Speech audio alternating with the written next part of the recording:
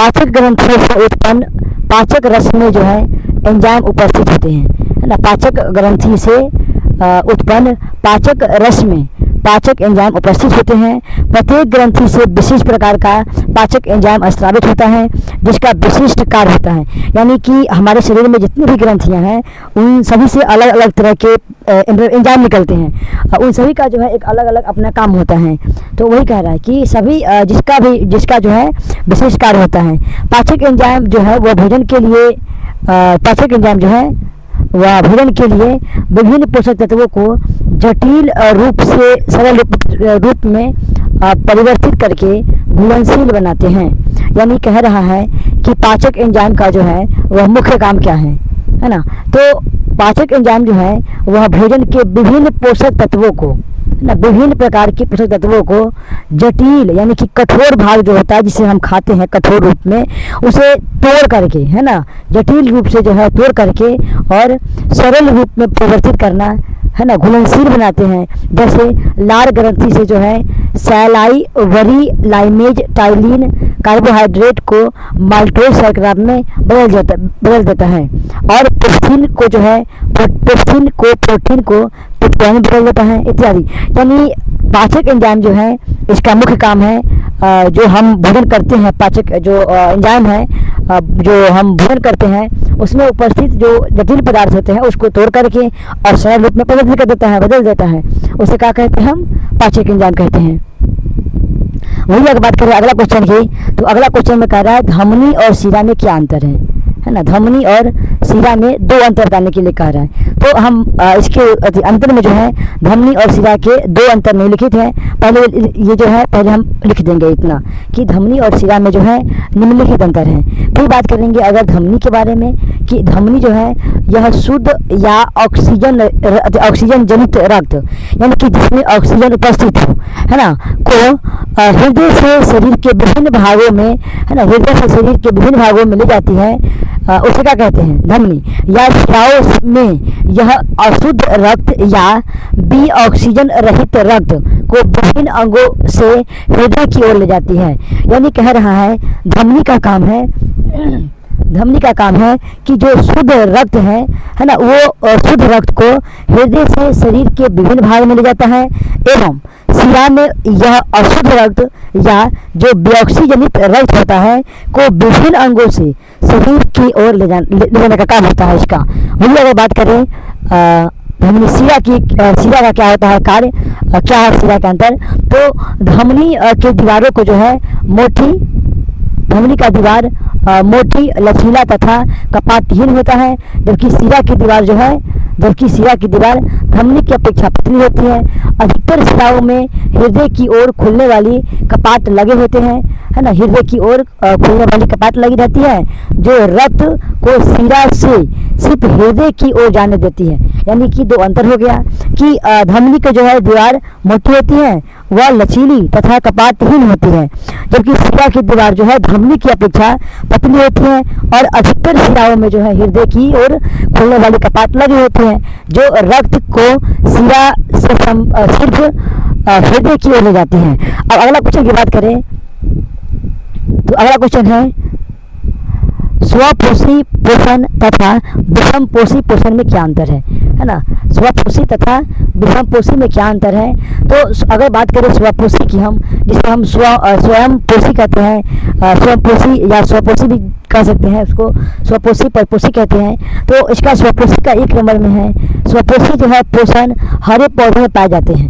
यानी स्वपोषण जो है सिर्फ और सिर्फ हरे पौधे में ही जो अपना भोजन स्वयं बनाते हैं, है ना। स्वपोषी मतलब क्या होगा? स्वयंपोषी यानी कि जो अपना भोजन जो है वह स्वयं बनाते हैं। वही अगर बात करें विषमपोषी में तो अपना भोजन जो है यह किसी दूसरे पर आश्रित रहते हैं। जैसे विषमपोषी पोषण कीटों तथा जंतुओं में निहित होती है। यानी अगर जब कोई जो जीव है जो दूसरे पर आश्रित है, जैसे हम मानव हैं, तो अगर हमें पेड़ पौधे या जंतु अपना जो है भोजन नहीं देगा तो हम लोग भूखे रह जाएंगे, क्योंकि हम लोग क्या हैं? विषमपोषी हैं। वही अगर बात करें दूसरे नंबर में स्वपोषी में। तो स्वपोषी जो है यह कार्बन डाइऑक्साइड व जल द्वारा एवं सूर्य के प्रकाश व क्लोरोफिल की उपस्थिति में कार्बोहाइड्रेट भी ऑक्सीजन का निर्माण करते हैं। यानी कि इन सभी चीज़ों को मिलाकर के जो है वह अपना भोजन का निर्माण करता है। अपने भोजन के लिए जो है वह स्वयंपोषी को अकार्बनिक पदार्थों की आवश्यकता रहती है। यानी जो स्वपोषी होती है उसे अकार्बनिक पदार्थों की आवश्यकता रहती है। वही अगर बात करें हम विषमपोषी के, तो यह जो है अपने भोजन के लिए शाकाहारी प्राणी पर निर्भर रहते हैं। अगर शाकाहारी प्राणी इसे भोजन नहीं देगा, जैसे हम मानवों को, तो हम भूखे मर जाएंगे, है ना। आगे है, अपने भोजन के लिए ये विषमपोषी को कार्बनिक पदार्थों की आवश्यकता होती है। यानी यहाँ पे अकार्बनिक पदार्थ की आवश्यकता होती है स्वयंपोषी में, और विषमपोषी में अकार्बनिक यानी कार्बनिक पदार्थों की आवश्यकता होती है। वही अगला बात करें क्वेश्चन की, तो अगला क्वेश्चन कह रहा है श्वसन क्या है। श्वसन क्या है, तो इसका उत्तर होगा शरीर के जो है श्वसन में कह रहा है शरीर के बाहर से ऑक्सीजन को ग्रहण करना तथा कोशिकीय आवश्यकताओं के अनुसार खाद्य स्रोत के विघटन में उसका उपयोग, है ना, श्वसन कहलाता है। यानी कहने का मतलब कि जब हम ऑक्सीजन को बाह्य वातावरण से ग्रहण करते हैं और उसका उपयोग हम अपने खाद्य विघटन के लिए जो उपयोग करते हैं श्वसन का, क्या कहलाते हैं, श्वसन कहते हैं, उसे हम श्वसन कहते हैं। इसे जो है निम्नलिखित समीकरणों द्वारा समझा जा सकता है ना, निम्नलिखित समीकरण द्वारा समझा जा सकता है।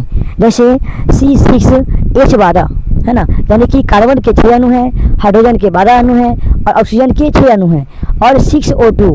और साथ ही में जब हम इन दोनों के साथ अभिक्रिया करवाते हैं तो हमें क्या मिलता है, 6 गो CO2 मिलता है और 6 गो जल मिलता है और एक पोटेशियम कैल्शियम की प्राप्ति होती है। अब आगे बात करें हम सवाल की,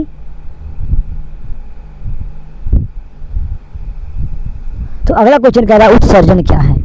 उत्सर्जन क्या है, तो मानव में जो है, देखिए उत्सर्जन क्या है ना, मानव में इसके 2 प्रमुख अंगों के नाम लिखिए। यानी पहले पूछ रहा है उत्सर्जन क्या है और फिर पूछ रहा है मानव में जो है इसके 2 प्रमुख अंगों का नाम बताना है। यानी अगर उत्तर की बात करें हम इसके, जो उत्सर्जन है उसका उत्तर की बात करें, तो उत्तर में है जीवों के शरीर में उपापचयी क्रियाओं के फलस्वरूप उत्पन्न अपशिष्ट पदार्थों को शरीर से बाहर निष्कासन की क्रिया को उत्सर्जन कहते हैं। यानी कि जो हम भोजन वगैरह ग्रहण करते हैं और भोजन करने के बाद जो उत्सर्जित पदार्थ होते हैं, जो अपशिष्ट पदार्थ होते हैं, उसे हम शरीर से बाहर निकालते हैं, उस क्रिया को क्या कहते हैं, उत्सर्जन कहते हैं। अब है आगे कि मानव में जो है इसके 2 प्रमुख अंग निम्नलिखित हैं। पहला है वृक्क और दूसरा है पत्तियों तक उनके परिवहन में सहायक होते हैं। फिर आगे है यह पौधे में ताप संतुलन बनाए रखने में मदद करता है ना, धारा बनी रहती है एवं गति के लिए जो है मुख्य प्रेरक बल का कार्य करता है। वाष्पोत्सर्जन जो है यह पौधे में मुख्य रूप से जो है पौधे में ताप क्रम संतुलन बनाए रखता है और धारा बनाए रखती है और गति के लिए जो है मुख्य प्रेरक बल का कार्य करता है। आगे है 3 नंबर में कह रहा है महत्व इसका, वाष्पोत्सर्जन के कारण ही पौधे की जड़ों से चोटी तक जल की निश्चित धारा बनी रहती है ना। और अगला है दिन में रंध्रों के खुले रहने पर वाष्पोत्सर्जन की क्रिया जो है, वाष्पोत्सर्जन की क्रिया ही एंजाइम में जल की गति के लिए मुख्य प्रेरक बल का कार्य करता है। हो गया। अब अगला क्वेश्चन कह रहा है पौधों में गैसों का आदान प्रदान कैसे होता है ना। पौधों में गैसों का आदान प्रदान जो है वह विसरण की क्रियाओं के द्वारा पौधे की पत्तियों पर उपस्थित रंध्र जो होते हैं वे पुराने वृक्षों के तनों की कड़ी त्वचा, है ना, पर स्थित वात रंध्र होते हैं एवं अंतरकोशिकीय स्थान के, है ना, द्वारा होती है। यानी अगर पूछेगा सवाल कि पौधे में जो है गैस का आदान प्रदान कैसे होता है, तो वहाँ बताएंगे हम कि पौधे में जो है गैस का आदान प्रदान वह विसरण की क्रिया के द्वारा, है ना। विसरण की क्रिया के द्वारा कहने का मतलब विसरण क्या है, तो किसी चीज़ का जो है सुगंध को एक जगह से अनेक जगह फैलना क्या कहलाता है, विसरण, है ना। अब आगे है, इस क्रिया में जो है पौधे की आवश्यकताओं एवं पर्यावरणीय आवश्यकताओं का महत्वपूर्ण योगदान होता है। यानी जो गैसों पौधे में जो है गैसों का आदान प्रदान, उसमें पर्यावरण का महत्वपूर्ण भूमिका रहता है ना।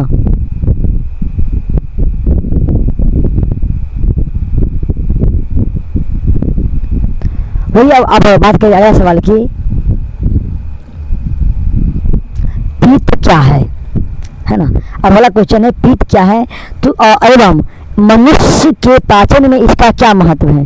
पहले पूछ रहा है पीत क्या है, अब फिर पूछ रहा है मनुष्य के पाचन में जो है इसका क्या महत्व है ना। तो उत्तर में होगा पीत जो है यह यकृत ग्रोथ से स्रावित होने वाला द्रव है। यानी पीत जो है यह कहाँ से निकलता है, यह निकलता है यकृत से, है ना। यकृत से स्रावित होने वाला एक बहने वाला द्रव है जो छोटी आंत भोजन के पाचन में मदद करता है। जो है इसका काम क्या है, तो भोजन के जो है पाचन में यह मदद करता है। आगे है, मनुष्य के पाचन क्रिया में इसका जो है निम्नलिखित महत्व है।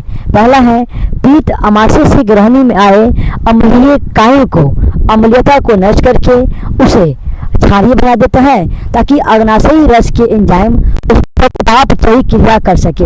आगे है, पीत जो है वो भोजन में वसा के बड़े बड़े कण को सूक्ष्म कणों में तोड़ने में मदद करता है ना, ताकि लाइपेज एंजाइम उस पर क्रिया कर सके और वसा अम्ल एवं ग्लिसरॉल में परिवर्तन कर सके। इस प्रकार वसा के पाचन में पीत का महत्व निम्नलिखित है।